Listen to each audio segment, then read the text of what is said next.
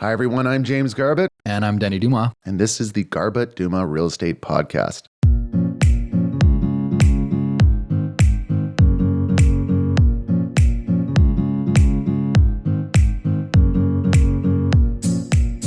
This is going to be a fun episode of the GD podcast because Monica has no idea what we're talking about. I've never been more excited. I thought it'd be fun. And really, this is for the effect because this is, I'll title it myself. Trigger words in real estate in BC. So I just want to mention like a handful of words. We can talk about like how consumers react to them, why are they trigger words, and then articulately explain them the way that we would to a consumer who is in the process of buying a house or whatever that may be. So let's start with the pretty easy one. Special levy. How do consumers react when they hear special levy? Most people, when they hear special levy, especially if they're a first-time home buyer, will either not write the offer that they were planning to write on the perfect home for them, or they'll collapse a deal if they find that creative little phrase in the minutes. A special levy is just that. It's when something special comes up in your home or building and it needs to be paid for or funded, and they take some out of the contingency reserve fund, and then some is assessed or levied on the residences that live there. And it's just not a big deal, and it shouldn't be a surprise. Very rarely do big maintenance items come up out of nowhere that require a special levy.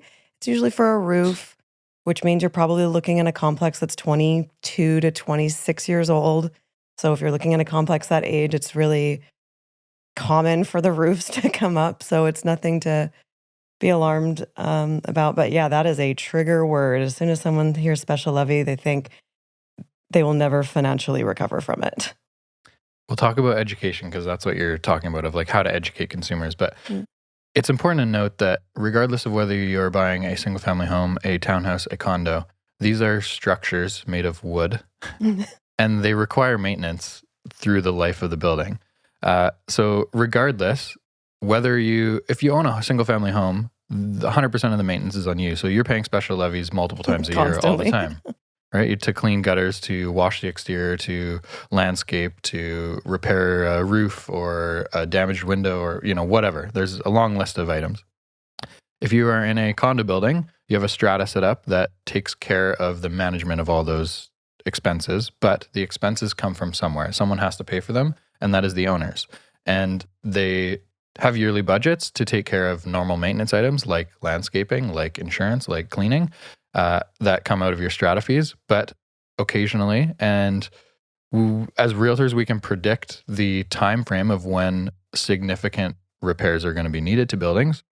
But through the life of a building, there's going to be multiple special levies because strata fees are not set up in a way that you're going to be able to save enough money to pay for big expenses, nor would sellers want to have a high enough strata fee for that to be the case.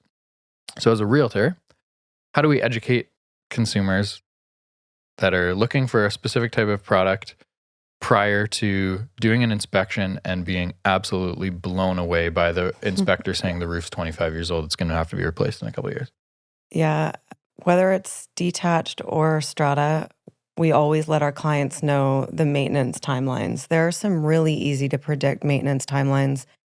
Balconies every 15 years, roofs every 25 years, plumbing in the 30 to 35-year range. Boilers last about 15 years, depending on the number of residents in a building. I mean, there's really, really on-the-nose predictable maintenance.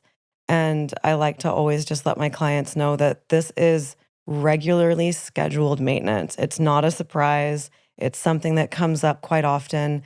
I'm sure that you grew up in a home where a hot water tank had to be replaced, or a furnace had to be replaced at some point, or the roof had to be done, or the deck had to be painted. Like, these are all things that if you live in a home for longer than 5 years, really, that's the normal things that come up. So you really do have to get people's heads kind of out of the clouds and explain to them you're purchasing something.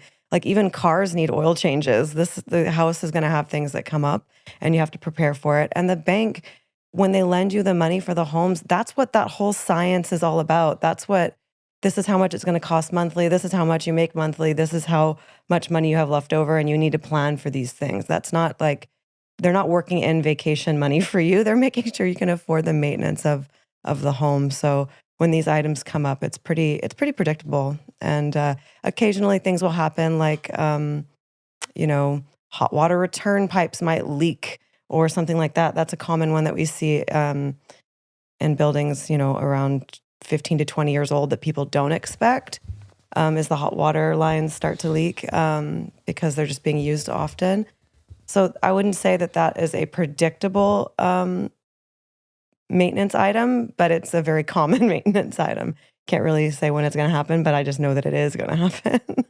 It's important as realtors to understand that it's part of our job, and a big part of our job, to prepare consumers early in the process. Yeah. Like from that very first meeting, you are asking a buyer, okay, well, what is your approximate budget? Have you talked to a mortgage broker? Okay, great. It's a $600,000 condo and you want to buy a 2-bedroom condo in Burnaby. Well, what you're going to find for $600,000 in Burnaby in a 2-bedroom condo is a 1970s or 1980s building. With those buildings, these are the maintenance items that are going to come up. Are you absolutely pushing yourself to get into this $600,000 condo? Yes. Okay, well, be prepared that in the next 5 years, it is likely, and we're going to be able to go through strata documents and prepare you for that specific property once we get to the point of writing an offer. But be prepared that there potentially is going to be a special levy for a roof or for balconies or for whatever the case may be, or a parkade membrane. And so when you have those conversations early, you have less collapse deals.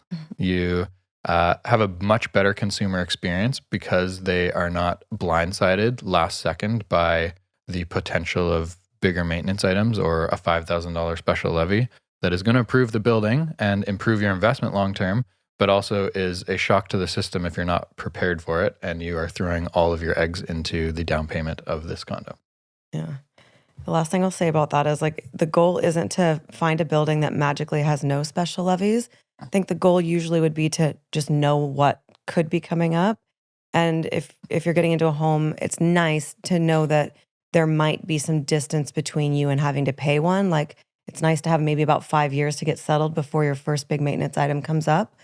That's not always going to be the case. It's just kind of knowing what's coming up, not hoping that nothing is ever going to come up. Mm-hmm.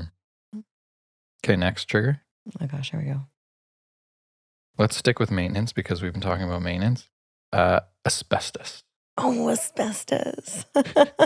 That's a big one. We have had clients be like, oh, I'm not buying it if it has asbestos. And it's like, well, like pretty much any house this age or earlier could probably have asbestos. It doesn't mean that it does. It doesn't mean that if it does have asbestos that your entire family and your whole bloodline is going to die. It just means that there could be asbestos. You can test for it. And also, the big surprise that people have a lot of hard time getting their head wrapped around is asbestos is totally fine. And many of us have been living with it if you just don't touch it. Just don't disturb the asbestos.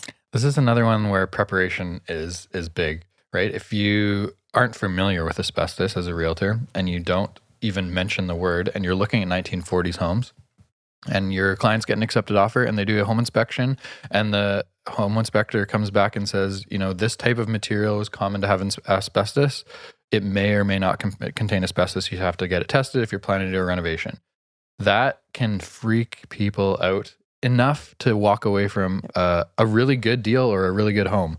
And so I think even just mentioning the word early in the process, if you have a client that's looking for a 1940s or, their budget's 1.4 and they're looking for a single family home in New Ester, Burnaby, the likelihood of them buying an older home is 95%. And the likelihood of it having asbestos is pretty high. You're not going to know all the locations of the asbestos. You can do some Google research on what types of materials often contain asbestos from that time period and educate people as you're walking through the homes. But mentioning the word and helping them understand that it was a very common building material or a substance in building material from that time era. And it is likely that a lot of the homes that you're going to look at have asbestos. And if you're planning to do renovations, budget for asbestos testing and removal. These trigger words really crack me up. You mentioned Google. I feel like there's so many trigger words in real estate. Googling them, it's kind of like Googling your illnesses and reading them up on a WebMD. Like, I do not recommend it unless you're going to also consult a physician. It's the same for most of these trigger words.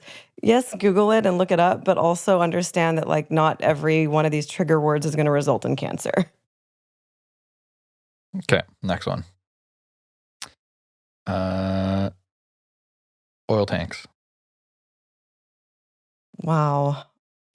Oil tanks and also oil tanks and also the results. The results are so funny. Like every oil tank company, the results are inconclusive. I've never once had somebody be like, there is no oil tank on this premises. It's like, there's probably not one. Yeah. That's usually what it's To the best of our knowledge, by our 1997 metal detector, we conclude that it is unlikely that there's a metal. And then they always oil tank. recommend getting a more expensive test to be sure. Yeah. Oh, oil tanks. Yeah. Again, we can do our best to determine if there might have been one. We can do a lot of due diligence to find out if other homes in the neighborhood or other homes on the street have had one or have had one removed. You can usually tell by some of the components found inside the home if there may have been an oil tank. But truly, we don't know what's buried in the depths of the yards of some of these old homes. The best we can do is use our knowledge of construction and have a look at documents with the fire department in the city, look at your oil tank scan and say, yep, to the best of our knowledge, there's no oil tank. But outside of getting geotesting and then soil testing, I mean, that's the most conclusive that you can get, but you are really, you're digging, no pun intended, to try to find one. And I would say if it comes up saying that there isn't one, let's just leave it at that. These are long explanations, so I'll try to summarize really, really quickly. But if you are a consumer and we're working with you and we're looking at older homes where oil tanks are common in New West and lots of parts of Vancouver, we are probably having a 30 to 60 minute discussion, like discussing what are the risks involved with purchasing an older property and how do we mitigate the risk by doing as much due diligence as possible. The answer is never going to be 100% conclusive. Even if, and this might scare people, even if the seller recently has documents of removing an oil tank and doing soil testing, it's still not 100% because I've seen properties in Greater Vancouver that have had 2 oil tanks. So they dug out one. Great. There's another one in the back corner or whatever, right?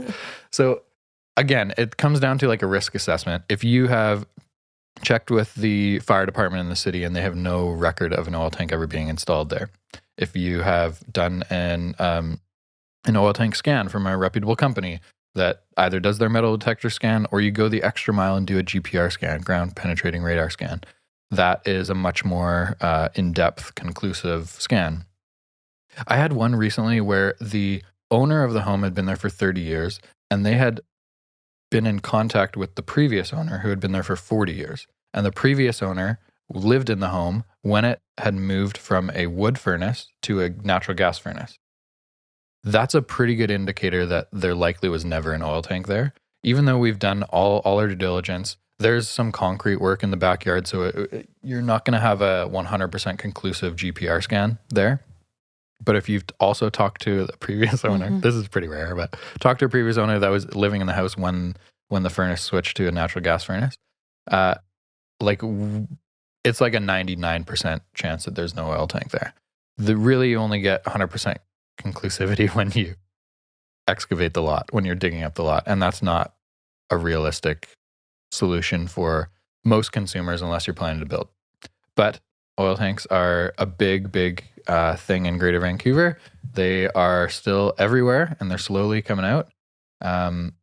As of right now, go back in time 15 to 20 years and oil tanks were not really even part of the conversation. Yeah. And if you bought a house in 2001, you probably didn't do an oil tank scan. You probably didn't have a term in your contract that says if an oil tank's found, it's on the seller to pay for it and remediate. So it's really just come into light in the last 15 years or so. And the likelihood of regulations getting more stricter with municipalities, with with contamination from oil tanks is likely. So these are all the things that we're kind of discussing in that like lengthy conversation with a consumer that is in the process of buying one of these homes. Yeah, just know the products that you're looking in. Understand that if you're looking at these old homes, oil tanks are something to be aware of and do your due diligence. And then you mentioned there are lots of beefy terms we put into contracts to protect buyers from the possibility of an oil tank surfacing after they purchase it. But again, it's one of those things. Like we've had deals collapse over unclear oil tank scans. For sure. Yeah. And we talk about terms and contracts. So as a buyer, obviously, having a term in the contract that says if an oil tank's ever found, it is on the seller to pay for the remediation and removal of the oil tank. As you can imagine, that's not a super friendly term to a seller. A seller's not going to enjoy having that term in the contract and that liability going on forever. So if you're in a competing situation where there are other offers, you may elect to remove that term based on all this due diligence that you've done. And again, it comes down to the assessment of risk. For example, if there is no oil tank scan done, if there are a lot of obtrusions on the property, low decks, dense vegetation, concrete pads, whatever that may be, and you can't get a very good scan, and you talk to the city and the city doesn't have any record, then maybe the risk is a little bit higher and you may want to just leave that term in. But in the previous example where we had a GPR scan, we had nothing from the city. We had talked to an owner that had lived in the house when the furnace room was changed. That risk is pretty low, so you may elect to remove a scan to make, or remove that term to make your offer look stronger. Yeah. Okay, next trigger word. This is one we talked about yesterday. Polybutylene piping. Let's first just explain what poly-B is, because a lot of consumers, when you hear poly-B, they think, what the heck's that? So polybutylene piping was a common piping material in the 80s and early 90s. It is easily noticeable. It's a gray plastic pipe. And the manufacturer had successful lawsuits against it because there were lots of issues of it cracking and leaking. Yeah, and where it's cracking and leaking is basically like on the joints and on the on the corners, anywhere that it's connected. The connecting pieces are the pieces that would wear out and crack and leak. Often now, when you go into homes, you see these joints like replaced with copper fittings. The copper fittings are like the best kind of material that you can really get right now in terms of being able to keep the water in and keep it from leaking. Even copper over time corrodes and leaks eventually. But yeah, just like anything, we're kind of in the era of finding out the results of the products that we used 20 and 30 years ago, 40 years ago. So what I hear very often that is completely untrue is that if I have poly-B piping, I'm not going to get insurance on my house. I hear that all the time. My insurance company told me not to buy a house with poly-B. My mortgage broker told me not to buy a house with poly-B because I won't get insurance. Couldn't be further from the truth, because there are thousands and thousands of homes that have insurance in Greater Vancouver that have poly-B piping. It's just knowing what it is, knowing the risk. Let your insurance company know. It will change your policy. It will. Everything changes the policy, though. Whether it's been like a new roof will change the policy, a new hot water tank will change the policy. There's a lot of different things that will affect your insurance policy. It doesn't mean you're not going to get insured at all. And it doesn't mean that it's definitely going to leak either. Like many things, like the asbestos, like a few of the other things that we've talked about, like oil tanks, it doesn't mean, if there is poly-B, it doesn't mean it's going to leak. It just means there is a risk that it could. We have a lot of clients buy homes that are really old that have poly-B piping that have never had a leak, and they still have the original fittings. So it's just one of those things where you're just a little bit more at risk of a leak if you have poly-B piping. A lot of people see poly-B piping or hear that term and assume that they have to spend $30,000 immediately Ripping up the walls to replace all the plumbing in the home. And in most cases, that's unnecessary. If you are doing or planning to do a big renovation on an older home and it is all poly-B piping and all your walls are being opened up to do this renovation, then maybe you're going the extra mile and redoing all the plumbing. But in most cases, it's not necessary immediately, especially if all the fittings are copper. That's where they had the issues. And this is really easily noticeable. If you're walking through older homes and you want to understand what type of piping it is, look underneath the bathroom vanities. Look what's coming off of the hot water tank, or if it is, in yesterday's case, all radiant in-floor heating or hot water baseboard heating, you can see all the pipes coming out of the water heater. And if they are all gray plastic pipes, that is poly B. And you can look at the fittings that are coming out of the hot water tank. And if they are bronze-y color, that is copper. If they are gray plastic, that is poly B. So again, it's a risk assessment. If all the fittings are copper, even though it has all poly B, it's been around for 30 years and hasn't had issues. What's the likelihood of it happening tomorrow? Fairly small. If it is all plastic fittings still, it's a matter of time until that needs to be replaced. Yeah, exactly. Okay, next. Let's group this one. They're a little bit different. Let's go subject-free offer. Oh, I love this one. This one's my favorite. And then we just have one more. Okay, this one's my favorite. Subject-free offers. Oh, man. Yeah, we have clients that get really itchy if they find out that this home might sell to an offer that's subject-free. So with that, like as soon as someone hears subject-free, it means like the concrete is falling into the ocean, the foundation is cracked. Like I'm writing a subject-free offer. That means I'm just taking on an enormous amount of risk and this home is probably awful. That's not how subject-free offers work. It's never how they worked, ever. And subject-free offer just means you've done your due diligence ahead of time. That's all it means. It means you've done your due diligence. You've decided to get an inspection before offering. You've reviewed your strata documents before offering. You've sent the paperwork to your mortgage broker before offering. You've got a soft pre-approval before offering. Mom and dad have looked at the photos before offering. Like everything has been done before offering. That's all subject-free offer means. In a perfect world scenario, we would have subjects in the offer for 7 to 10 days. Yep. That gives us peace of mind that you have a firm approval on your financing, because that won't happen until a bank has done an appraisal and you have an accepted offer. You don't have to pay for an inspection until after you have the accepted offer. But in the reality of Greater Vancouver real estate, there are, even in slow markets, there are a lot of properties that are very desirable on desirable streets and desirable neighborhoods. And in a lot of cases, people wait a year, 2 years, 3 years, or longer to get a home in a desirable neighborhood on a desirable street. And when those homes come up with a great layout, they often have multiple people that want to buy them. And to make your offer look stronger, you can increase your price.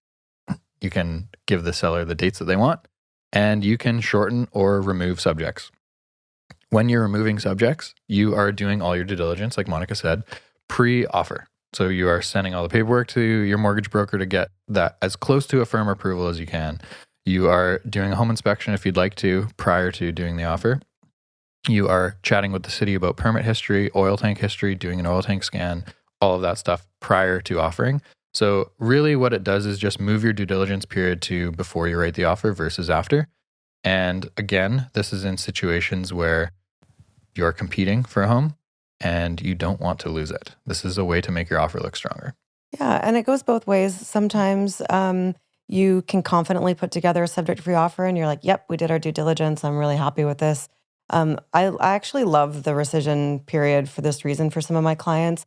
Gives them a soft landing into the subject-free offers. It makes them feel like they're not trapped. They do have a little bit of an out. I prepared just the most rockin' subject-free offer last week for a client. We got our inspection done ahead of time. I snuck them in to see the property a little bit before everyone else, which was great. We reviewed all the strata documents. We did quite literally everything. And then we found out that there was a project coming up in the building that was just outside of their range financially through our deep dive into the minutes and calling the property managers. And they decided to not write the offer at all. And we'd done inspection. We'd done everything. We had it super, super dialed. And my clients just last minute was like, nope, we're not going to write the offer because, there could be $30,000 levy coming up for us. And at that price, it makes more sense for us just to go for something newer if we're going to spend $30,000 in the next 5 years. And it was a good decision for them. And so we decided not to write the offer. If we had written that offer and then we reviewed all the documents, we would have pulled out. We would have collapsed the deal because of the levies that were coming up in the building, because they were outside of the range that my clients could afford. Not that they could afford, that they were willing to afford for that property. So that was just us doing all of our due diligence ahead of time. And then we made the decision, no, we're not going to offer because we're not willing to do this. It's the same thing as if we got an accepted offer and then did the due diligence afterward. It's just different order. That's all. Last one. This one's been a big topic in 2016, 2017, 2021. And I put an exclamation mark at the end of this one. Bidding war. War. Absolute mayhem. Yeah. It's chaos. Bidding war. I don't want to get into a bidding war. That's the common, like, I will not offer if it's a bidding war. Okay, but will you offer if there's like 2 other people offering for it? Yeah, like I might. Okay, that's a bidding war. That's the same. This is why, okay, a lot of consumers, the mindset around bidding war feels like they're overextending, they're being peer pressured into something that they're not willing to do. And that's not really reality. So, I mean, I feel like realtors often refer to multiple offer situations as multiple offers. It's a little bit of a softer terminology versus bidding war has this like super negative connotation in the consumer mindset. So we rarely even use the term. No, and when a consumer brings it up, I often find myself like, I don't know if defensive is the right word, but it's like a feeling that like, okay, I need to like bring them back down to reality a little bit here because that's not really how it works. It's a very aggressive term. You're right. I think I'm probably also triggered by bidding war because it gives the illusion that all these realtors are standing in a room with their offers in their hands, like screaming at each other and like trying to shove our offers in the sellers' faces. It's not like that at all. We've talked about this on a few different podcasts, but all multiple offers is several people want the same property, sometimes 2 people, sometimes 10 people. We decide what market value is through a very, very well thought out market analysis using lots and lots of knowledge of the neighborhood, lots and lots of tools. We're using a lot of experience to come up with market value of a home. And then we give our client a range of expectation in terms of market value for the home. And then it's up to them to decide how much they want to offer, how little they want to offer. And it's actually a really, really low pressure scenario, I'd say. Maybe it's because we've been in them so often that I feel not very bothered by going up against other buyers. It's just because I'm very confident in the market values that we give our clients, the market value ranges. And it's up to them to decide what side of that range they want us to land on. And it's up to their comfort level for losing the property. So if I tell them, well, I think this property is probably worth $815,000 to $825,000. So I'm really comfortable with you offering anything in that range because I feel like that's where the market value is. And if they decide to say, okay, well, I'm going to do $810,000. I said, okay, that's great. Let's write an offer for $810,000. Are you comfortable losing this home over $5,000? If you're comfortable losing this home over $5,000, let's go with $810,000. And then that's their choice moving forward. Mm-hmm. And so it's a really, really low pressure. And then you put your offer in, and if you get picked, great. And if you don't, it's on to the next one. It's really, and sometimes people are passionate about the home. And I think that this is where the bidding war terminology came in. Like you're saying, there's some desirable neighborhoods with desirable properties. And some people are willing to spend $10,000, $20,000, $30,000, $40,000, $70,000 more than what they think the next person might because they don't want to lose it. And that's okay. If you really love a home and you have the deep pockets, pay the $70,000 more to make sure you're the one that gets it. Like there's quite literally nothing wrong with that. It's a very interesting industry that we're in because we are buying and selling structures of wood and windows. Yeah. But it is so emotional for consumers because they are homes. These are homes where people are going to be living for 10, 20, 25 years and like they're going to be raising their kids there and they I've been dreaming about this home for a decade, and this perfect one comes up that is in a great neighborhood on a great street, and they don't want to lose it, and the emotions take over. And I think that's where this bidding war terminology comes in. But as Monica said, on the buy side, when we're working with buyers, there's always a discussion of what is the market value of the property. And that has zero correlation to list price. None. You list a property at $599 or $999. It doesn't matter. There's still a market value for it, and that's what we want to talk about. Let's say the market value for a condo is $750,000. If it's listed at $599, guess what? It's going to sell over list price. It doesn't matter how much over list price.